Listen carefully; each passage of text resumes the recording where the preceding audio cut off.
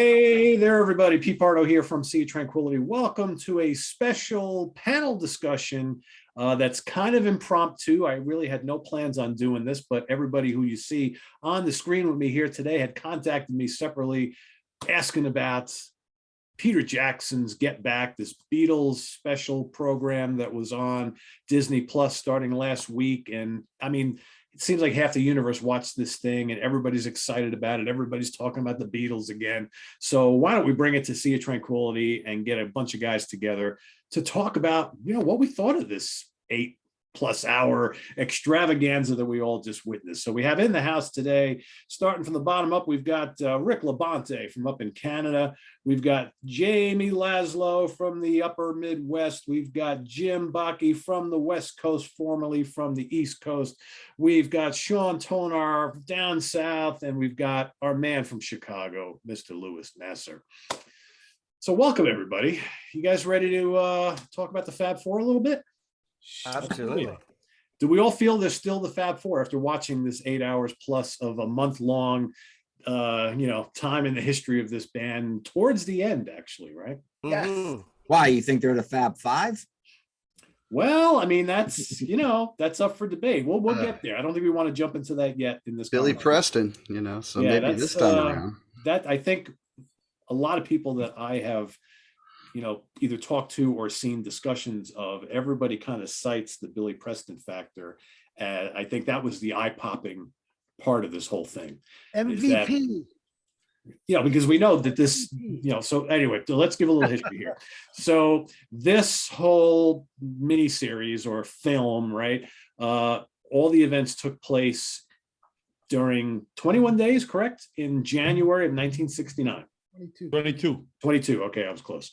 22 days in January 1969. The whole plan was the guys were, they had been apart from each other for a little bit. They were going to get together, hopefully write some songs for a new album, but more importantly, they were going to shoot like a movie, but they weren't quite sure what it was going to be. Was it going to be a documentary, a movie, and maybe let's play a concert or a TV special, right? The whole beginning is all these ambiguous ideas they had. So, but the interesting thing is they kind of all came together really with not a lot of anything, right? So it's like, let's see what we can do about creating some songs. And basically what you got is Peter Jackson taking, how many hours of footage was this, guys? I don't even remember. 60? 150, I think. Yeah, I mean, I think it was like, if you include audio. Video. Yeah, so a lot of stuff. Of these guys sitting around in either the Apple studios or in the Twickenham studios, just kind of farting around, trying to get some ideas flowing. Some of them coming and going, some of them there the whole time, and then you got the whole everybody around them and the entourage and all this kind of stuff. So if you didn't really know a hell of a lot about the Beatles as far as like their personalities and such, I think after you got done watching this pretty incredible 8-hour series, I came away myself personally knowing a little bit more about each one of them than I think that I ever had before. Especially, I've always been a McCartney guy out of these four. I think I definitely got to know George Harrison a bit more. I think I definitely got to know Ringo a little more, and I got to know John a little bit more, John Lennon. So I don't know, who wants to start? Give like some, first of all, how incredible did this footage look? Amazing, right? A+ on the look of the film itself. Yeah. I mean, yes. Peter Jackson needs to get some kind of prize just for that. Yeah. I mean, he used he's always using top-notch technology. If you ever saw, what the hell is it called? They Shall Not Grow Old, which is about World War I, British soldiers. I haven't seen that yet. And I saw it in 3D. Wow. This looks fantastic. That looks even better. So he kind of brought that technology to this documentary. And yeah, when you think about it's the original footage, he's not responsible for, we know he can do incredible stuff. We've seen King Kong, we've seen Lord of the Rings. The guy can do amazing things, but to take such vintage footage and how to restore it, because obviously if they didn't even know it exists, it probably was dusty all to hell and needed a lot of cleanup. So there's no wonder why when we heard about it, we say, man, it's taking some time for them to put it out. It's worth the wait because the quality was there. And very much so. Who in the 80s saw this coming when he was doing Dead Alive?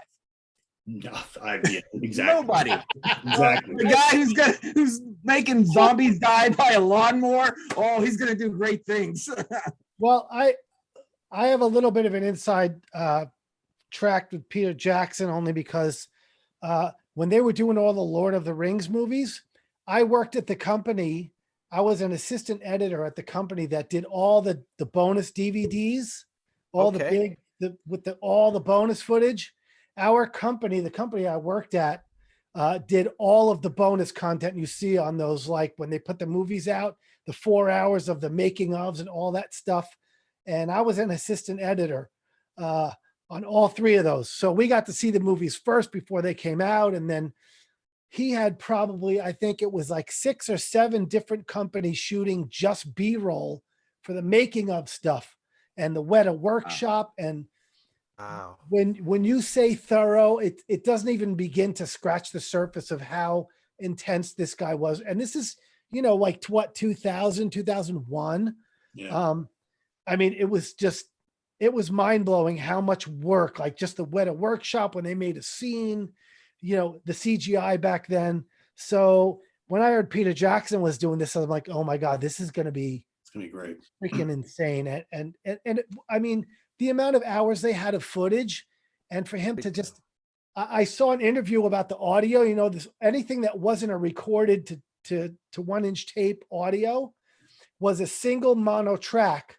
And they came up with technology to separate out, there's talking going over the guitar. We want to separate out the guitar. And they created this technology that did that. So when you listen to that audio, because he said a lot of the times when someone is speaking, they didn't always want them to hear what they were saying. So someone would be, George would be back there blasting on a guitar to cover up what they were saying. And they were able to separate it out with this technology. So That's the awesome. actual audio from just in the room is so amazing in and of itself, because they went through every section, like, okay, put a guitar on a separate track in the vocals. So yeah, man, I can't imagine how long this took for him to do. Yeah, and how many hours in just what we saw out of the 8, an hour's worth, an hour and a half, 2 hours, where you have video footage where maybe they didn't have the full audio tracks, but they found some audio that kind of fit over it, right? It just, because you watch it, you're like, all right, what you're hearing is not matching the way the mouths are moving, right? But it totally makes sense of what's going on. It must have been a Herculean task. Yeah. Yeah. Yeah. Sometimes I feel like he doesn't release enough movies, but each movie probably takes 3 years at least to make. More, yeah. Yeah, Or he's more. super intense when he makes movies, man. Yep. There's Yeah. definitely a lot of detail in there. And I think what I like it too is how he created it, like watching it in the part 3 series. That was a major cliffhanger hanging over part 1, right? And so he made it almost like it was like that reality television kind of thing they do today's world, where even though it's probably staged, he knew by collecting all this, some of this series of events. So to make sure things went in order they did, even the match their clothing. So there's a lot of detail. Like there was no messy editing here, other than when you pointed out, Pete, I lip read, and if you notice, they're just using the audio to help get that point across. But they took it from the room when it was done. You know what I mean? Like they try to give you as close to the reality as it can be done, and I thought that was impressive. Yeah. Yeah. I respected that the Beatles, reality TV today, crappy reality TV, they're always playing to the camera. You can tell they're never being themselves. Here, I felt the Beatles were themselves, never playing to the camera. They're probably No, so in fact, I the think they cameras felt- being on them. You could feel their uncomfortableness at times with the cameras and Yeah, microphones all over sometimes, the place. yeah. Yeah, they mention it at times. Yeah. It did, I think. It had moments of awkwardness, like that thing where they hide the microphone in the flower pot to spy on the conversation. That was amazing. That is a little much, right? That is like, dude, like these guys are trying to have a moment, right? What are you doing? It's like, no, we're gonna get everything, and we don't care, right? For me, Well, and we, I don't know. It was impressive just to see the level of.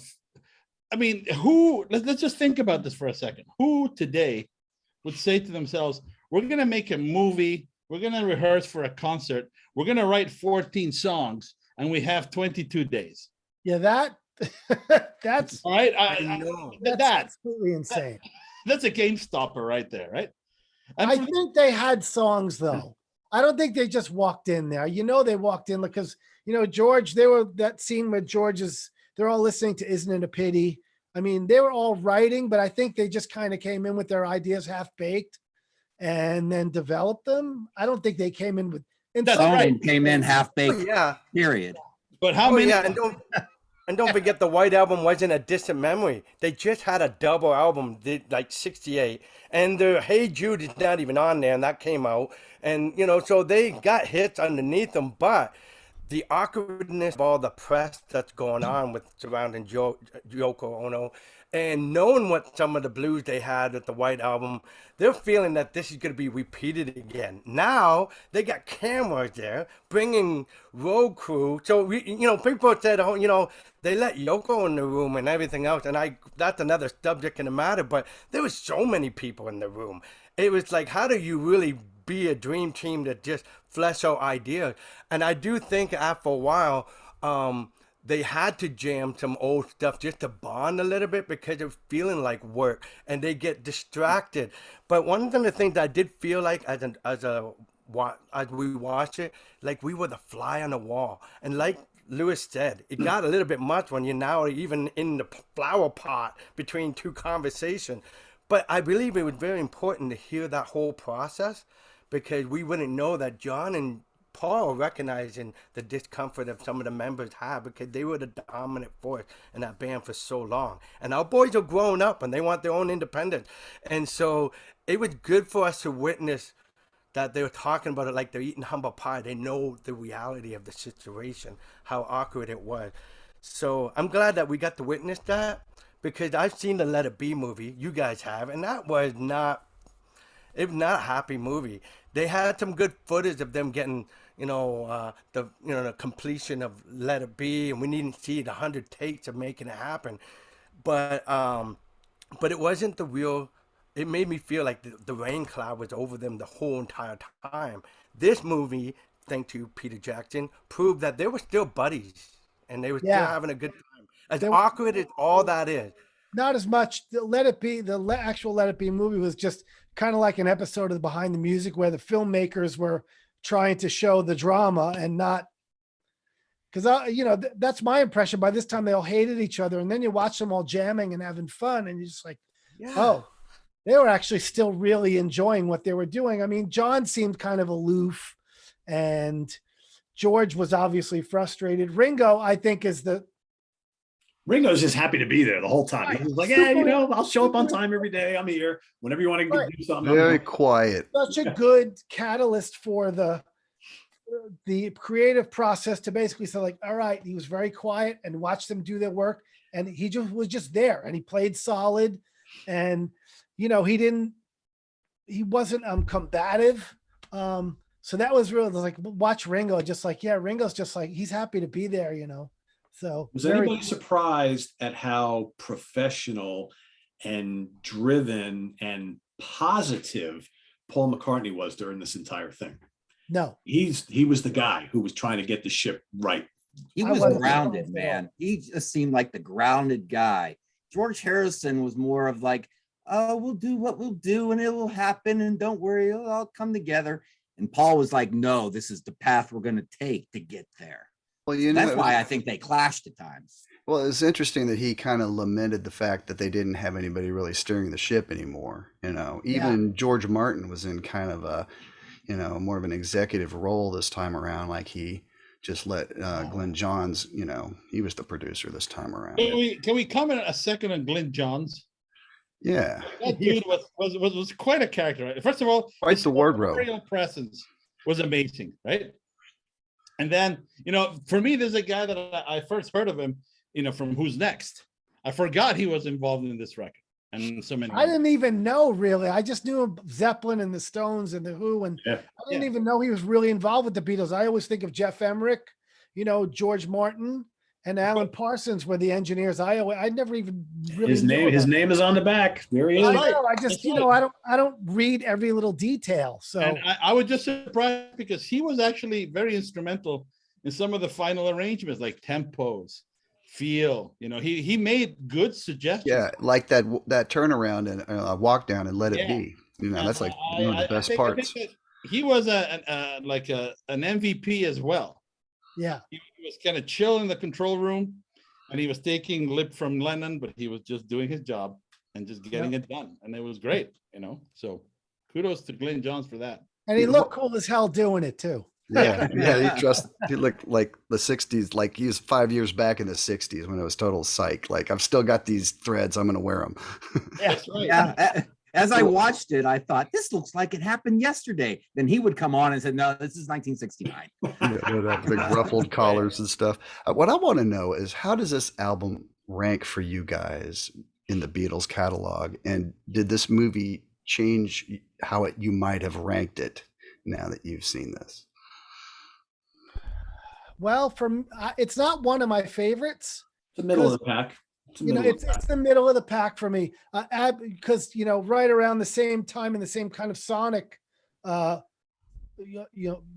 similarity. Abbey Road is Abbey Road and Rubber Soul are my favorites. So this, out of the two of that time period, Abbey Road kills this album. But you know, it's still the Beatles, and pretty much everything on it is amazing anyway. So That's right. for me, it's middle of the pack. Yeah, I like it better than the first three. Well, to me, I felt that, like you asked, was that surprising about Paul McCartney? No, I'm not surprised because Me I know neither. Paul very well. And through the anthology series of the Beatles, you would learn a lot too. But I think the part was I did know that he would dominate in those last couple albums. Like, if you know, and I knew that he was going to be a little more present because John Lennon was kind of not say lazy, but he wasn't, they all said it in the anthology movies that they were always waiting. Oh, Paul calling us, getting to work, you know, we'll expect him to be on time. He was the guy that's trying to, okay, come on, guys, I know we have it in us. And he's just a little bit driven in that capacity. So I'm not surprised. It's just that if you follow, you know, Sgt. Pepper, that was his kind of a project, Magical Mystery Tour. The White Album, that was anything goes. That's why, you know, you think they have double album of this stuff. George Martin kind of didn't like that experience in the White Album. That's why his presence was sort of like, I'm here if you need it, but I don't want to get into that drama or some of the things that went on. So he played a more, so Paul kind of left on his own. And if you noticed, every time they were trying to brainstorm what they had to do, the guys went ahead and play. Paul figured out. He went there and said, okay, maybe we could have a camera here. Or so Paul was always doing these micromanaging things that it must have took its toll to be uplifting. And then sometimes when the guys don't want to be there on time, that must be frustrating at times. But they'll brave a new face and carry through. Oh, yeah. And I give him kudos because a lot of people said he broke up the band, but here's the guy that tried to band-aid every situation. I would say Even that the opposite. Yeah. Yeah, right. Yeah. But you could also, I mean, they do show you his frustration, right? And they do show you that he's trying to get things going, but always encountering is this morass of amorphous question marks.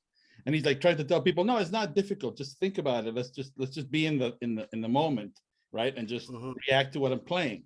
Right. Because everybody was trying to see, well, what's the structure? And that's one of the things that was very interesting to me, because this experience, what I saw there, is nothing like the way any of the bands that I've ever been in worked, right? Because we don't have those luxuries. It's more like you have to bring kind of song ideas that are pretty solid, and then we arrange them, but they're kind of there already. Right. These guys were literally, you know, discussing very abstract ideas and not really getting much done, hour after hour after hour. I was very surprised by that. I was surprised just by how much tea and toast they ate, they drank, and how little was getting done. It was giving me like OCD. I was starting to get like hives just watching the calendar go. Yeah, like, you know how much it's costing us right now? Yeah. I'm going to sing this song in this accent now. Yeah. Get All to they were work. doing was joking, because, you know, they couldn't really just sit down and do it until it was like crunch time. Yeah. Yeah. And it's amazing how many days and how many X's on the calendar we would see. And there's And all the drama, right? Okay, now I'm gone. in And the end of that first episode where, George quits. you got George and Paul getting into it about the placement and the way George should be playing his solo in that song, and that whole discussion went on for a while. And then, they play it off as if that was the basis for George saying, I'm done, I'm leaving the band. But then, if you read up on this, there apparently was a very heated conversation in, I guess, the lunchroom between John and George about something, which they did not even cover in the series at all. Wow. And they might have hinted because Paul said, well, we hate to see it be breaking up because Yoko sat on an amp. So there's something happened where we might not see. Because don't forget, all the people have been authorized before we got to see what we see. There are certain things that might have been filtered out that we didn't see. But back to the point about Paul, I think also, this is a guy never talk about doing anything solo. Like here's the, thinking about it. George talking about solo record. John is doing something for the Rolling Stones circus movie, which he does bring Keith Richards and Eric Clapton to jam. He talking, making plans. Ringo's acting in the movie.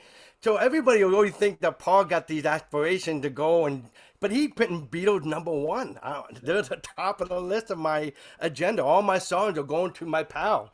And it's unlike the others, which is kind of unique in a way, because as history was telling us in the 70s, we all were thinking that Paul was eager to go or something. And it wasn't the case. There's a moment that struck me the hardest with Paul McCartney. I actually watched it again before this taping, and it hit me harder the second time. Is when he's sitting there and it's just him and Ringo and a few other people, and John's running late and George quit. And he says, then there was down to two. Or Right, and then there was two. Yeah, and then there was two. And he starts to tear up. Like, Yes. I think at that moment, He thinks it's right over. there on film, is when he realized the Beatles were probably over. Yes. And they alluded to it too. They said, this is they were talking about this is probably it and blah, blah, blah. And it's like, wow, actually, that was really kind of stunning to hear them say that out loud and all kind of matter of factly talk about it. Like, well, this is probably it. They did allude to that in the first part. And that was just weird to hear them be like, well, we're doing this, but we know it's probably going to be the last thing. That's But I very think odd. that he When bands accepted break it. up, they break up. Yeah, I think he accepted it for real in that moment. But it was And then a couple scenes later, they're jamming with Yoko, and she's screeching like someone stepped now, on a cat. And I Can was we like, open the door and rip on Yoko now? Can we go down that lane now? Just the I'm kid- waiting for that. I just want to say two things. I have all my life been led to believe, falsely, as I now know, that Yoko was instrumental in this tension building, and she wasn't. Right? She really wasn't. don't know. This is what this documentary shows you. Right? She wanted to be with John, and what did she do? She peeled chewing gum and fed it to him, kind of brushed his hair, and sat there like a fucking statue. No, except the only thing she did wrong for me is the caterwauling, the chaos jam, or whatever they call that, right? Freak out. Which, let's be honest, and let's give her some credit. She still does to this day. And she has not lost any of her gusto and any of her, I give zero fucks and just goes into it, right? So this is, I respect that, because she is what now, 80 something, and she's still doing it. So fucking kudos. She's still got a scream in her heart. Yeah. God bless her. Well, But I was stunned that the Beatles decided to indulge this. me too. And I think the reason they did is because Paul and John were really very, very close. Well, let's do it. What the fuck? I think, That was I think it he was- figured unless he wants her there, and if he's not allowed to have her there, he's not going to be there. Let's just think So- about the so- quality of that jam, though. It was almost like they're giving birth to punk 10 years early. Yeah, I was thinking the same thing. Yeah. Well, here's the thing, guys. Honestly, let's be fair, because I always been thinking that she's the dragon lady that everybody gave us the thing. But let's be quite fair. Linda was outspoken. He even said, "Quiet down now, Yoko," as a joke, saying, there was, activity with the other girlfriend. But here's the deal: all those girls, Linda, Maureen, I believe is her name, and Patty, they can go shopping, they can act like tourists. Yoko Ono was being haunted down by the media. She would be just cooped up, cabin fever in a hotel room the entire time. I don't think she had the luxury, like Linda said, hey, let's go with my kid. I'll go in, London Bridge and go trap. I don't think they can do that. While the boys are working in the studio, she would be just depressed because the media have been hounding her. So John Lennon doesn't want her depressed. That's what I was thinking, because why would John Lennon do that? Unless she had nobody else there in UK that are real true friend to be keeping her company. Maybe he didn't want her to be depressed, hearing all this backlash, because the media was hounding her around this time. Everybody calling her Dragon Lady. I don't think he didn't want her to be going through that alone. So that's my only explanation, because it would Well, never. maybe he didn't want her something sitting in the that hotel room doing all their H without him. Ah, That could be a that thing. would be But very they're lonely. I had heard that she had a miscarriage a couple months before. Yeah. So, listen, the whole Yoko thing, like, it annoys me. And I've gotten to some conversations on Facebook where I had these millennial women just automatically calling me a racist and a misogynist because I don't like Yoko. And I'm trying to explain to them, it's not like I don't like her. It's when you're in a band and there's a creative circle and you have a chemistry that you worked, that's very, very disruptive to have someone, basically new person sitting. And it's not like she was in the control room. She was literally right in the circle. And that's when you're the other guys in the band, it's kind of like all of a sudden you can't say what you really feel like saying to John because his wife is right there. And it's very disruptive. And that's what bothers me the most about it. The caterwauling, yes, it's very annoying to me. Some people like it. They kept it to a minimum. It's part of the Yoko Beatles paradigm now to have that, right? So, but it's the creative process. I'm like, man, they're already tense with each other. So as a creative artist, Yoko herself should have known to, like, you know what? I'm going to stay out of the way and let you guys do your thing. I'll be over here. Like Linda was there, but she was walking around shooting photos and doing stuff. But to me, it's like, if you're a creative artist and you are sitting in a circle of people that have been working together in the biggest band in the world, you got to know that you're vibing people out. Even if you maybe not, like, there was no self-consciousness about, well, maybe I really shouldn't be here. She was just like, yeah, I'm knitting. I'm, doing this. I'm making, it's just, it's disruptive. And I don't know why it was allowed to happen. But like you said, because John probably was like, well, I'm not coming if she can't sit here. I didn't get that, though. And there was the other aspect where, I don't know if you guys remember that scene where George Harrison is trying to explain that a lot of water has passed under the bridge and he's now a much better guitar player. He's trying to justify himself to the other. Yeah. He said, look, I can now play like Clapton. I can do things that you can feel his insecurity. Yeah. And he's always been the youngest member. So he's always had like this monkey on his back. He's got to prove himself extra hard. Yeah. And George, Martin never really chose enough of his songs because he was like stuck with Lennon McCartney. And why wouldn't you, right? So he's always had this thing where he just had all this music that he just wanted to put out there. And he didn't feel like people were investing the same amount of effort into his songs as the Lennon McCartney tunes.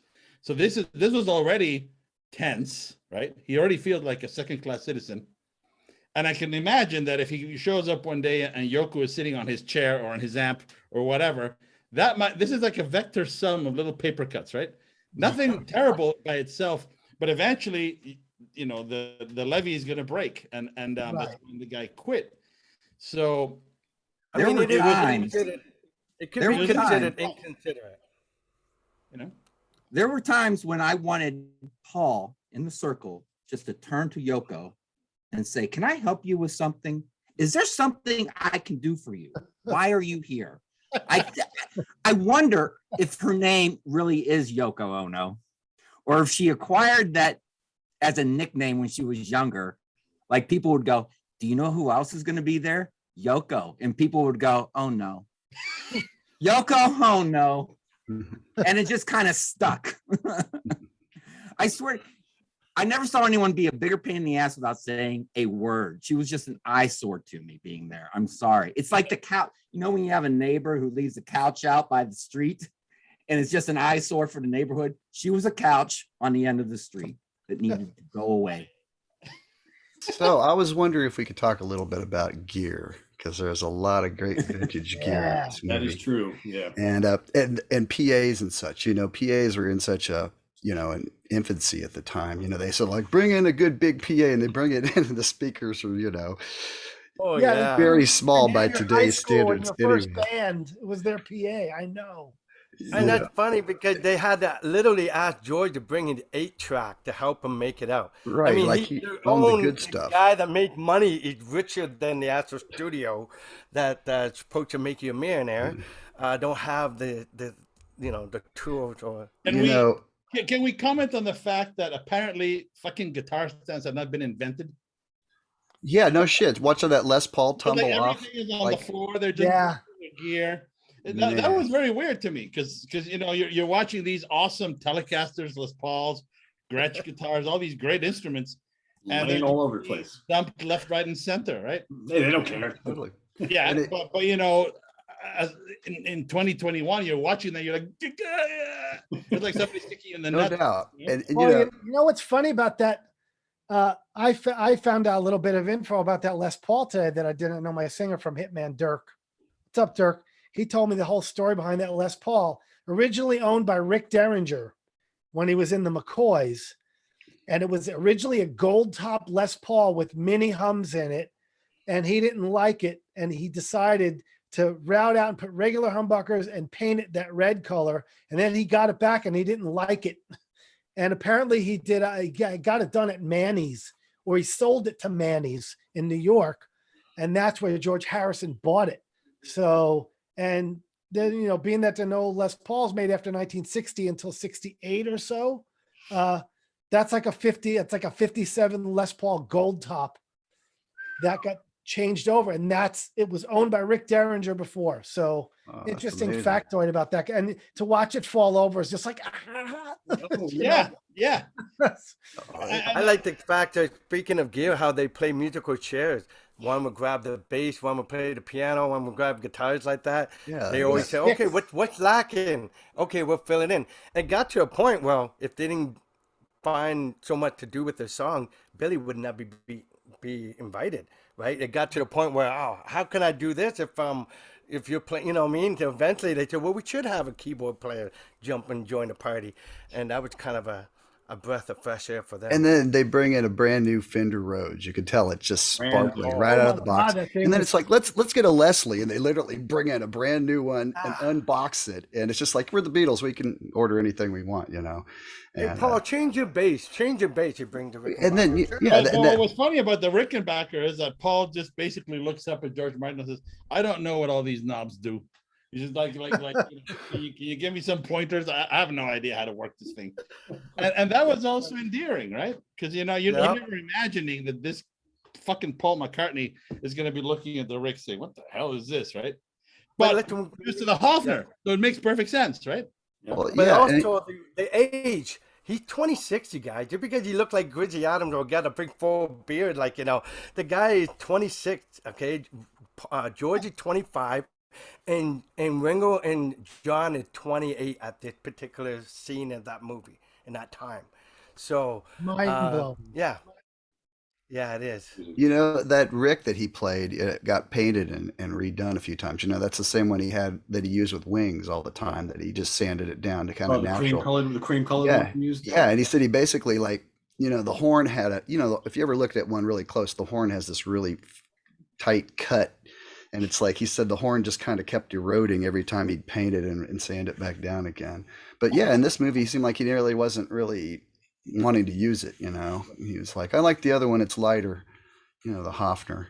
Yeah. And it was fun to watch him. He played bass. He just played bass like a guitar. He strummed, but he Yeah. sounded like he was playing bass. He sounded like a bass player, but you watch him play and he's just doing this. It's just like, wow, that sound is coming out of that motion. Yeah, That's Get really- Back's a great example. Yeah, Where it just yeah, started yeah. with that. Like, a lot of us hear the moving parts, we see the hand move, like in scale. But he go do, it's all hidden there. He just pushed down as he goes, and like, wow, that guy's doing all that. He's a god. Hybrid player. I've never known anyone else to get such a good sound out of that instrument. It's like a Paul McCartney thing. It's all flat wounds, you know, going through a finger. Yeah, the black nylon wounds. He had black nylon ones. The black nylon. Yeah, that's right. Yeah. And it has that little body has so much low end to it. Yes. Yeah. And that Fender amp he had, it was huge, you know, for those days. You know, they're like, let's get a PA that's at least as big as your bass amp, Paul. You know? I don't know what anyone's talking about. Yeah. Well, the one thing you can experience is the studio dynamic change. Once you went to Abbey Road, they started having fun. The environment, even though there was more traffic than ever because the rooms are smaller, they just felt, oh, we're familiar here. You know, get the guitar. You know what I mean? All the great records they started, and that was one of my things that I enjoyed this because that felt like a lost relic, right? To see all these footage you didn't see, but to see John sing Paul's song and Paul singing John's song that they normally would sing. You know, the opposite. It was kind of cool that they're a fan of each other's work, and you know, that got me. And I remember the Let It Be film. The best part of the film was when George and Ringo were hammering out the Octopus's Garden, right? But you saw a lot more of this in this film with other songs. But that was cool to see because I appreciate arrangement. And if they didn't do that, I mean, think about Get Back was a protest song, mocking the headline news, the daily news, and reading it, and then jamming out, and end up being the title of this movie. And you know, I would never know that it would evolve the way it did, and I'm glad I watched that, even though you saw 100 different. That was also interesting. I had no idea that there was all this anti-immigrant sentiment in England at the time, and it was, you know, get back, you're for Pakistan, get back to your country. It was like a nasty, awful thing. Yeah, That's what Eric Clapton calls the good old days. And then they realized, well, you know, we're kind of sounding like dicks, so let's just tone it down a bit. And then it became a much better tune, right? That was interesting to me as well, because they had like no compunction about their lyrics.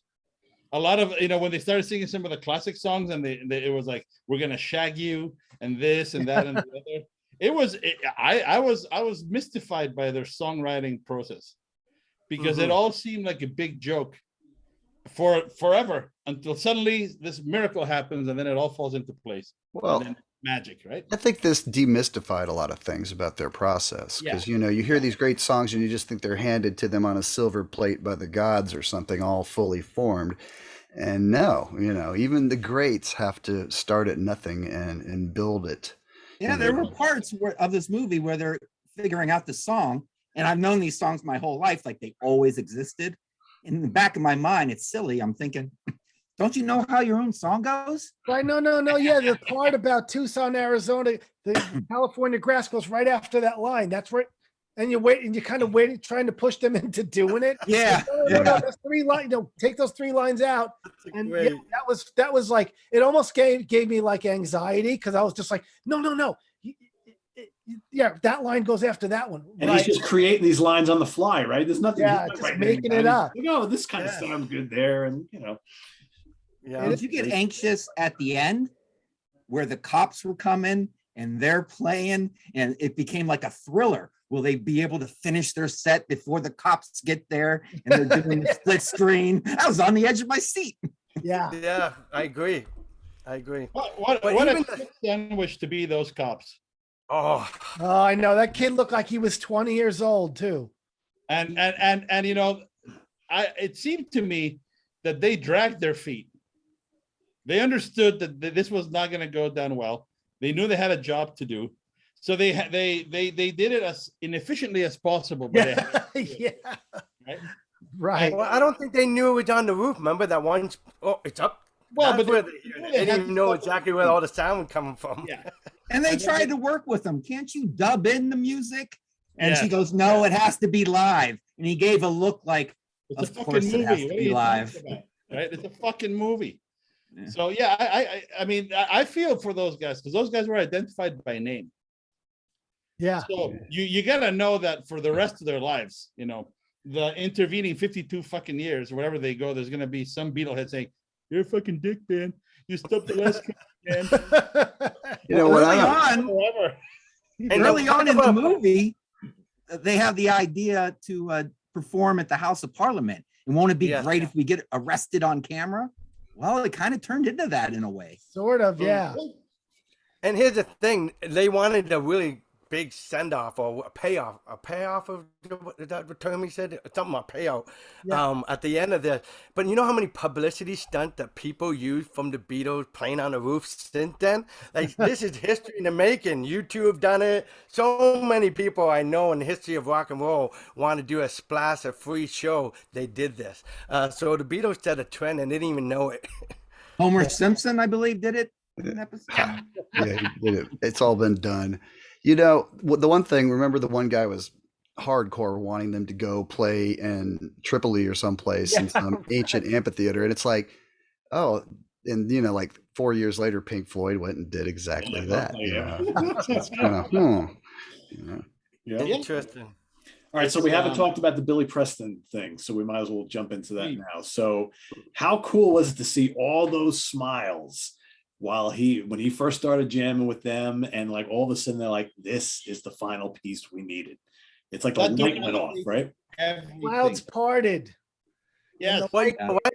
What Billy? It was like They so behaved. They amazing. started behaving. They said, you know, there's a company there that kind of, the cameras, they would go ahead being who they are. But now your own friend that you tour with, you kind of want to be on your game. And so they made them behave and they had fun. But But also, I think they behaved because when he started playing, the suckage disappeared. Oh yeah, it elevated. Everything became because prior to that, everybody was just was uptight and they were not really doing it, And then I this agree. this guy arrives and he all smiles, and he just starts doing that magic thing he did, and everything just went to fucking 11. Right. And like how have you ever played with anybody like that who plays Yes. exactly the right fucking thing Yes. every minute? Oh my Yeah. God. It's like Yes. everything you did was like, that's gold. That's gold. That little thing you're doing there, fucking Yes. gold. Yes. Oh my God.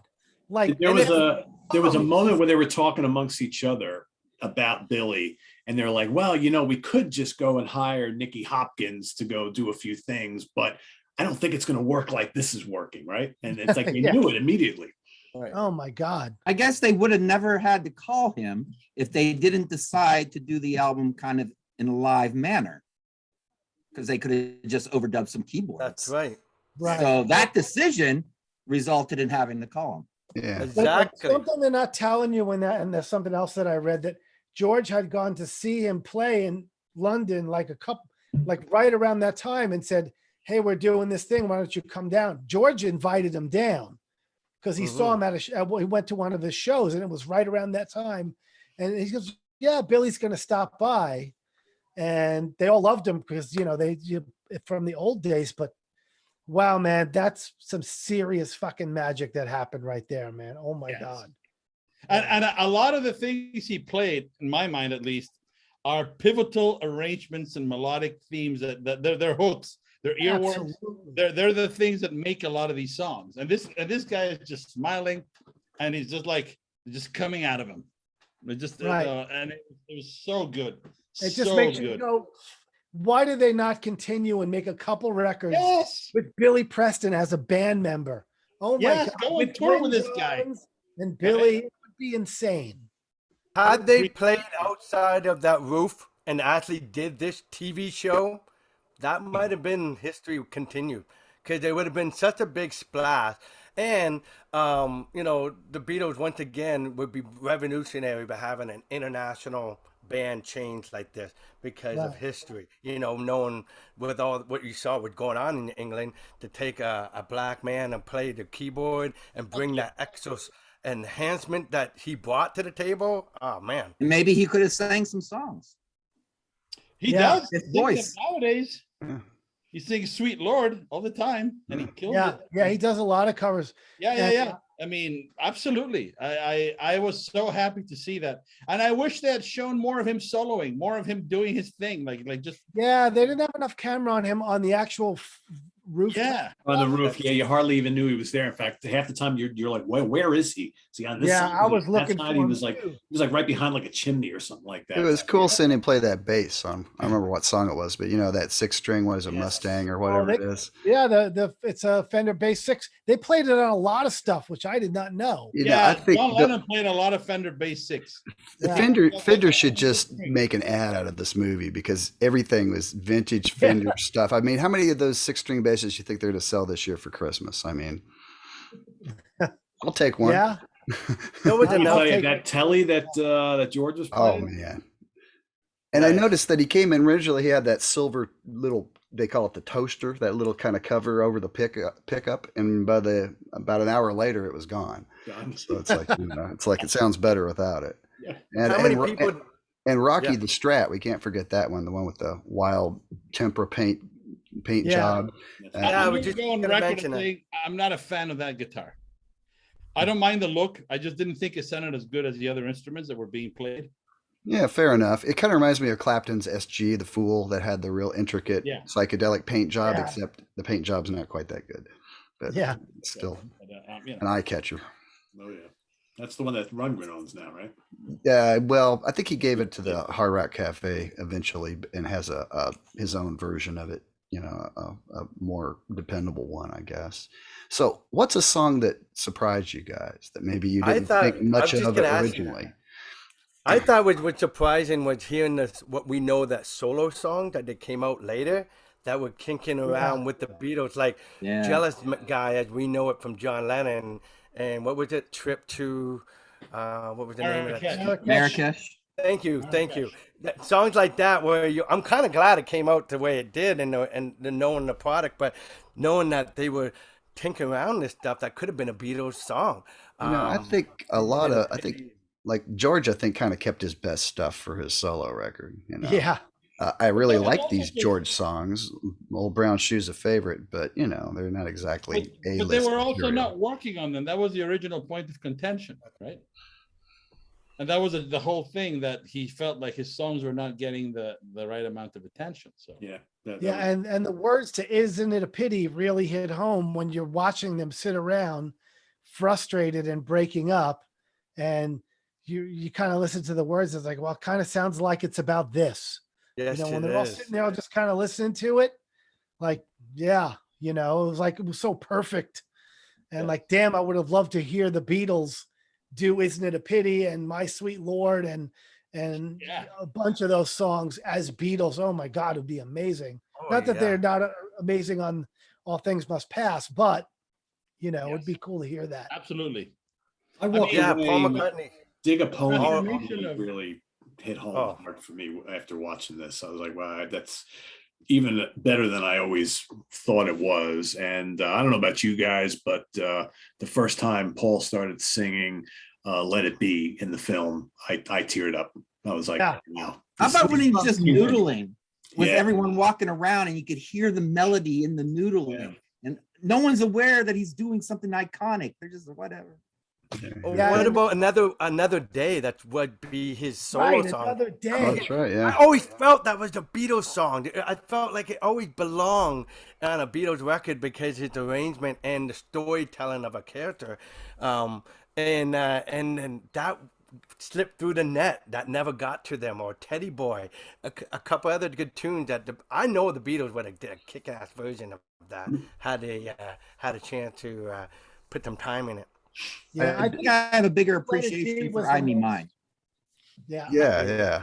Let It Be, to me, like, I had that moment too, and it was really cool because there was a little moment where Yoko and Linda are talking and just kind of chatting and laughing, and Paul's writing the song in the background. And I was like, damn, this is so cool just to witness that, know. so matter of factly, so like just in the room peeking in, and Paul McCartney's writing "Let It Be," just like, damn. Yeah, that was pretty heavy. That was pretty heavy duty. Kind of And cool. also- Yeah, speaking of Linda, it was kind of cool to see like how close her and Paul were so early in their relationship and how young she looked. Yeah. You don't really, most of my memories and recollections of Linda were during the Wings days, and she's a little Right. bit older and they've been together a while. This was kind of weird. It's almost like, I Yeah. mean, how long were they together at this point in '69? Not long, right? Year Yeah. or so, No. maybe? And he had the Year, daughter maybe. to And deal the daughter with was there, yeah. before. I was really moved by the little scenes where you realize that what they're playing, which to them is just another take, is actually what everybody's gotten to know. Yeah. Yeah. And to them, it's just like, all right, let's do it again. And there's some Yeah. silly count off, and somebody's making a voice, and then somebody parts, and then they play. And it's the thing that we all know, right? Yeah. That was, When that you was saw the recording light come on, you're like, time to get serious. Well, that was a genius, I think, of the whole of Peter Jackson, the crew, and everything. I mean, all the little notes and dialogue that would come up on the screen to kind of help you make sure you understand exactly, what, like Lewis said, what you're hearing now is what actually wound up in the album, right? This particular take, and I thought the film was just so well done from every aspect. So it's like, even though you're kind of an outsider watching in, you're fully immersed in everything that's happening and how it all, winds up finishing up in the end. So You remember the Yeah, I thought- conversation they had when they were talking about going to India and how they all felt like they were Yep. kind of fake when they were putting on, Yeah, kind Ringo of said, "I behaving didn't like it." themselves. Yeah, and how they kind of regretted in hindsight. but not George, They right? got songs out of it. They got good songs that Oh, came yeah. home out of it. That was all they got as far as an enlightenment. Yeah, for sure. yeah. Now, I want to admit that as I watched this, I was thinking, this could use some trimming. How many times do I have to hear Get Back and them do all these takes? But when it was over, I was glad it was all in there. I'm glad I sat through it all. It's kind of like life. Life has ups and downs and boring times and repetitive times. But I bet on your deathbed, you'll be sitting there and you're happy it was all there, So it's kind of like that. Well, how do you think? Okay, here's the question. Do you think when this gets released for like the home video market, right? So Will it? I don't know, but I'm just saying. Let's just say that Peter Jackson and they decide they're going to put this out on Blu-ray or 4K, right? You get the full film, the full series, all 8 hours of it on 3 discs, and then we have a 2.5-hour condensed version for the people. I was going to say, give me the other 52 hours. Right. At least Video. 10 more. Well, think about it. The only thing I thought was, I don't hear no criticism because I'm so thankful to have it. I'm a Beatle geek and I love what we had. And like you said, Pete, the background story up to that point, showing the heyday turn, they went on tour, explain that for those who don't know the Beatles like we do or haven't seen anthology stuff, you wouldn't know all that background. But the story didn't end on that roof, though, guys.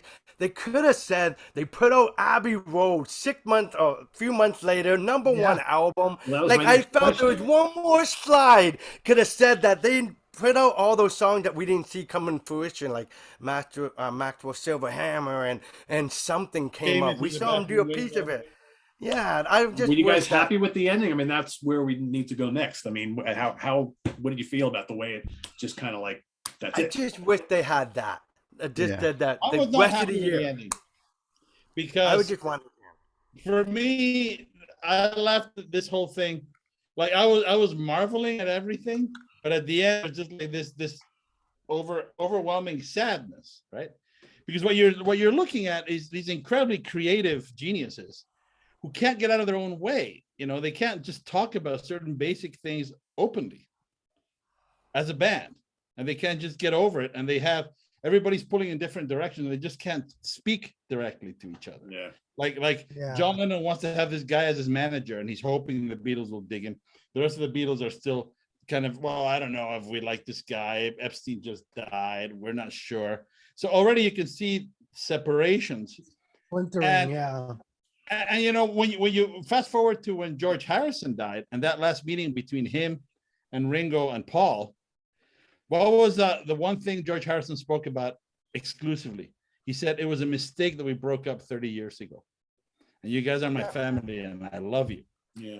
And why I the mean, hell to- did we not just fucking To talk Rick's about it? point, for me, a perfect ending to this film would have been, because there's 18-year-old kids out there who probably watched this and they don't know shit about what happened before the events of this film and after it. So for the last frame, have like so after the events of this film, They went, they recorded Abbey Road, they finished up the Let It Be album, because it wasn't released originally. They never played live again, and they broke up X date. And they all went their separate ways. But they didn't even do that. And they had a big finish. They had a #1 album. They even walked across the Abbey Road where they ended it there from that roof day. And not only that, but my friends, is that they already planted the seed that some problems having because they're going to meet that Klein character, right? Who was a shady character, as we know history later.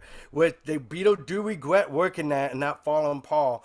That was part of the story that never got completed. Yeah. Now, again, if you look at the end of the credits, it was authorized by Yoko and a few others. So they might want to not have all that detail in there because they might look at one other Beatle member might be the one that really did it, So anyway, I just think it's fair that they talk about the grand finale, which is the end. And in the end, they could have had that going up to the love you take. 'Cause at the end of the day, Beatles went out with a bang. For those who saw them like they couldn't get the shit together, they came out with an awesome way to go. There's no finale album. I mean, I know Let It Be came out later because this leftover work, they gave it to Phil Spector to go complete it. No one cared anymore. And they came out the version that we see it in the film, which if they had dialogue, they probably would not put George and Paul bitching at each other in it if they had a say. So anyway, that's my 2 cents. I think it They helped. could have ended it how they started it. They gave you like 10 minutes of Beatle history, and then they gave you the whole long thing, and then they could have ended it with, this is what happened after. Yeah, I didn't like the ending. I'm just straight up, I didn't like it. But how amazing was the whole rooftop performance thing? Just to watch how. Come on. Because it was like, okay, this band, they were all like, disgruntled with each other, but how much fun were they having? It was just so infectious to watch them. Like they were like, you don't really see John. John's kind of the grumpy guy, right? He was having a really great time, and they sounded amazing. And they had this, either the way it was edited or filmed or just the way it occurred, it had so much great positive energy. It was like, wow, look at these guys. They still love to do this. That's why it kind of left me like, God, why did they break up after that? It almost seemed like that was the point, like in a Hollywood movie, that would have been like, them getting back together and keep going and making even greater. Right. Time to make the sequel, right? Yeah. Yeah. Right. Yeah. So how many of you have played a gig outside in January? Me and my band, we did. It's fun, isn't it? John comments that my hands froze and I can't form any chords after about 30 minutes. It's like, I've been there, I know how it is. Yeah. I can't believe they did it in that cold. When he said that, I kept thinking of ELP in Montreal Olympic Stadium in the winter. Oh, yeah, that must have been savage. Oh man, but anyway, we digress.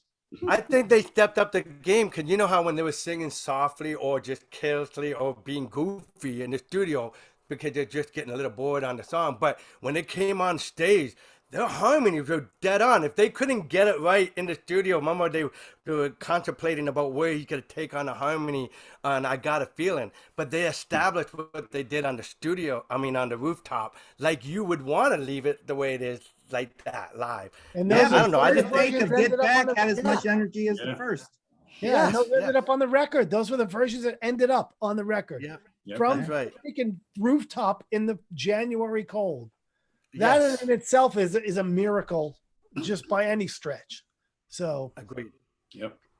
So final thoughts, 8 hours worth spending for those who haven't watched it, I would say. Absolutely. Yeah. I mean, well, but I'm a lifer, right? Yeah. So for me, it's a no-brainer, right? Me too. It was a great way to spend 3 evenings. I don't know about other people, but for me, it was absolutely a must, right? Yeah, I wonder when it's all said and done, and I don't know if there's a way to measure this, but I wonder how many, because it just seems like everybody I know has been talking about this since before Thanksgiving here in the States. And you have to wonder like how many millions of people watched this series who really had not much experience with the Beatles before. Right. Or just experience with how the recording process in a studio works and how a band works. They were probably bored, those people. Yeah. Yeah, well, it's weird. If you're a Beatle fanatic, you hang on every moment. If you're a guy in a band, you like completely relate to this whole Yeah. thing. That's why like all that stuff was just like most people would be bored and walk out of the room. You're just like, yep, this is what it's really. That's why it's great that it's so long, because you get a real feel for like, man, hours go by in the studio and you get nothing done sometimes. It's just the way it is. The other thing that I take away from this, and I'm losing my thought here. You get the olds. I got the olds. I had a thought, and I'm trying to think of what it was. I thought I'll remember it, but Shallow. Well, I just wanted to say what I took away from the movie too is that one scene when they just after like this is what a part I like what Lewis said. I did love the ending of seeing the solidarity among the whole band, hearing the playback of what they did on the roof with their partners in love. And for those who all say, and again, I know we all agree that Yoko should not be it may be inconsiderate, it's a little rude when that band is that unit. But let's be fair, George had a couple people sitting on the floor with tambourines, or he had guests like Billy. Thank God Billy came over. There's a lot of crowd, but the partners, the Yoko would get along with Linda would get along with, there was a little solidarity that most people would assume that everybody was in their own camp. But there was a moment where you could see that family of the Beatles could have continued.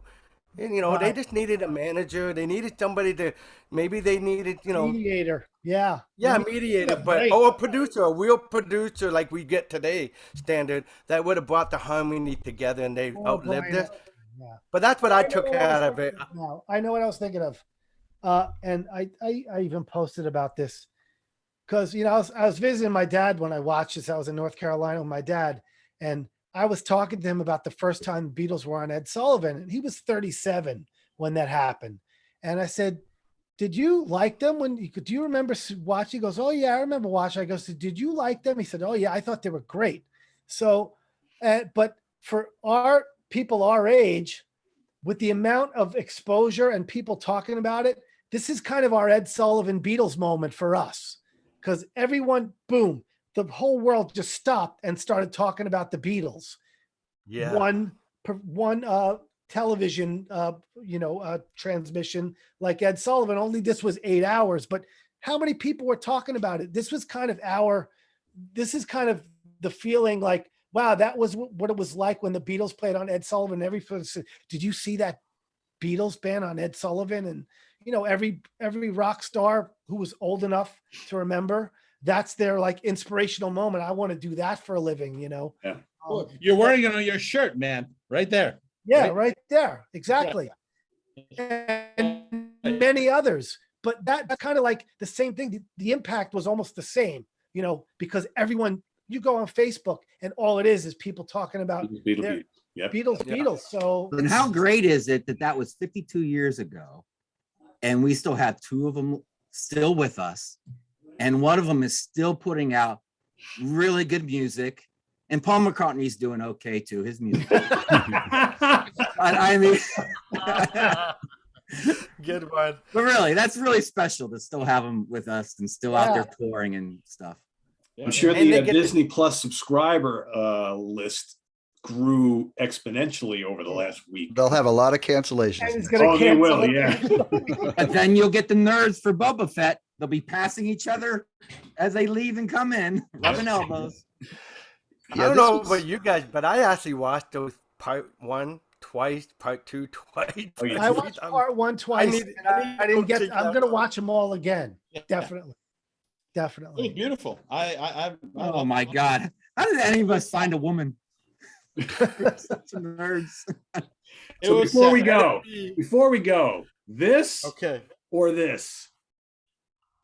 I'm used to the regular one. So here's the thing. I think that neither, because some of the Phil Spector Sonic Velveeta and diabetes inducing sugar is a little much. Yeah, but some of it works. But some of it works. Yeah. So if the heart knows what the heart wants, and I would have to say both. neither. Oh, Yeah, I well, mean- you can hear the best version of each. That's a much more healthy. I Jamie's can make my point- own because Get Back on the single has the extra length additional drums and Yeah. it's not on those tunes. And but if I were to make my own version, I would take some of the half and half of those two and Yeah. put them together if you want the truth. Because I thought the Long and Wide Road was a little too much overproduced much, versus the yeah. naked version. Yeah. Because when I hear Paul McCartney and Wings, it's exactly like the naked version. They made it more like the way Paul wanted to write, and I like that version. Yeah, that right? was So- the worst offender when Spector got a hold of it. You know, the rest of it, I don't even notice his touches. Like some songs, I don't think he did much of anything with. Yeah. Well, the stuff on the roof he didn't. Oh, you hear that? I got an Amber Alert. I wonder what it could be. My wife is about to walk by to go to Someone's bed. breaking No into your way. house, stealing your This strap. ending is worse than the Beatles ending to the miniseries. How would you guys change this ending? Yeah, exactly. Cliffhanger. Yeah, there you go. There you go. Yeah. Well, thanks for watching, everybody. This was a lot of fun. Hopefully, you've all had a chance to watch Get Back. If you have not, head on over to Disney Plus. I'm not recommending you go. Subscribe, and if you haven't, go check it out. If you're a big Beatle fan, you may want to subscribe for a month to check it out because it's 8 hours. I think that you'll really enjoy. Probably. If you're a history buff, check it out. Yeah, that too. Yeah, that place is a real Mickey Mouse You're operation. culture, check it out. It's great. There you go. That's the ending we needed. There you go. There you go. We've redeemed ourselves. All right. Thanks for watching, everybody. Visit us on the web at www.seatranquility.org. We're on Facebook. We're on Twitter. Of course, we're here on YouTube all the damn time. Thanks for everything. Rick LaBonte, Jamie Laszlo, Jim Bacchi, Sean Tonar, and Louis Nasser. I am Pete Pardo. Good night, everybody. It's been fun Good talking night. Beatles with everybody. Take care. Bye-bye. Right. Happy holidays.